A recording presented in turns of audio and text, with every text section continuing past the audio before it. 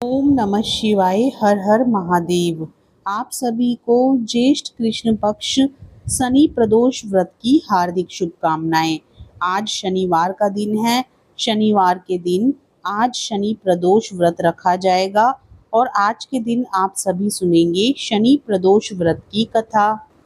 ज्येष्ठ मास में शनि प्रदोष व्रत 24 मई 2025 को है। हिंदू पंचांग के अनुसार यह शनिवार को पड़ने वाला प्रदोष व्रत है, इसलिए इसे शनि प्रदोष व्रत कहा जाता है। त्रयोदशी तिथि 24 मई को शाम 7:20 से शुरू होगी और 25 मई को दोपहर 3:51 पर समाप्त होगी।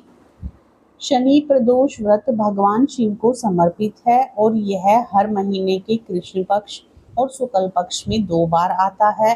क्योंकि यह शनिवार के दिन पड़ रहा है, इसलिए इसे शनि प्रदोष व्रत कहा जाता है। इस दिन विशेष रूप से भगवान शिव और मां पार्वती की पूजा की जाती है। शनि प्रदोष व्रत पूजा का शुभ मुहूर्त 24 मई को शाम 7:20 से रात 9:13 तक है। प्रदोष व्रत रखने से व्यक्ति के जीवन से दुख और कष्ट दूर होते हैं और सुख समृद्धि आती है। इस व्रत को करने से व्यक्ति को भगवान शिव की कृपा तो मिलती है, साथ ही इस व्रत को करने से शनि दोष से भी राहत मिलती है। लेकिन शनि प्रदोष व्रत के दिन इस कथा का पाठ करने अथवा सुनने से व्रत का पूरा लाभ मिलता है। तो आइए पूर्ण श्रद्धा भाव और प्रसन्न मन से शनि प्रदोष व्रत की संपूर्ण कथा को सुनते हैं। प्रेम से बोलिए शिव शंकर भगवान की जय, शनि देव महाराज की जय। प्राचीन समय की बात है। एक निर्धन ब्राह्मण परिवार कठिन परिस्थितियों में जीवन यापन कर रहा था। रोजी रोटी का संकट इतना गहरा था कि ब्राह्मण की पत्नी को अपने दोनों पुत्रों के साथ दर दर भटकना पड़ता था। अंततः एक दिन वे तीनों ऋषि शांडिल्य के आश्रम में पहुंचे। ऋषि उन्हें देखकर करुणा से भर उठे और पूछा, हे देवी, किस कारण तुम इतनी व्याकुल और पीड़ित दिखाई दे रही हो? ब्राह्मण की पत्नी ने हाथ जोड़कर कहा, हे मुनिवर, हमारा जीवन घोर कष्टों में बीत रहा है। हम अत्यंत गरीबी में दिन काट रहे हैं। मेरा बड़ा पुत्र वास्तव में एक राजकुमार है जिसका नाम धर्म है। दुर्भाग्यवश उसके पिता का राज्य उससे छिन गया और तब से यह मेरे पास ही रह रहा है। मेरा छोटा पुत्र सूचिव्रत अत्यंत विनम्र और धर्मनिष्ठ बालक है। कृपा करके कोई ऐसा उपाय बताइए जिससे हमारे जीवन में सुख और समृद्धि लौट सके। ऋषि सांडिल्य ने उनकी स्थिति को समझते हुए कहा, हे देवी, तुम शनि प्रदोष व्रत का नियम पूर्वक पालन करो। यह व्रत भगवान शिव को अत्यंत प्रिय है और विशेष रूप से शनिवार के दिन आने वाला प्रदोष व्रत अत्यधिक फलदायक होता है। इस व्रत को श्रद्धा, नियम और संयम से करने से समस्त कष्टों का नाश होता है और जीवन में सुख, वैभव व प्रतिष्ठा की प्राप्ति होती है। ब्राह्मण की पत्नी ने ऋषि के आदेश अनुसार व्रत आरंभ किया। कुछ ही समय में इसका चमत्कार सामने आने लगा। एक दिन छोटा पुत्र सूची व्रत खेलते खेलते गांव के समीप एक पुराने कुएं के पास गया। वहां उसे एक कलश मिला जो सोने के सिक्कों से भरा हुआ था। यह देखकर परिवार की आर्थिक स्थिति सुधर गई। इसी बीच बड़े पुत्र धर्म की भेंट एक दिव्य सौंदर्य वाली कन्या से हुई।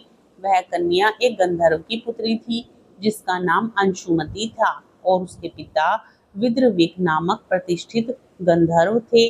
धर्म और अंशुमति एक दूसरे को देखकर मोहित हो गए।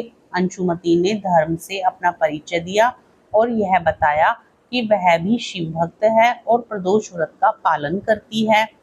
कुछ ही समय में भगवान शिव ने गंधर्व पिता विद्रविक को स्वप्न में आदेश दिया कि वे अपनी पुत्री का विवाह धर्म से करें, क्योंकि वह एक योग्य, धर्मनिष्ठ और शिव भक्त युवक है। विद्रविक ने प्रभु की आज्ञा का पालन किया और धूमधाम से अंशुमति का विवाह धर्म से करवा दिया।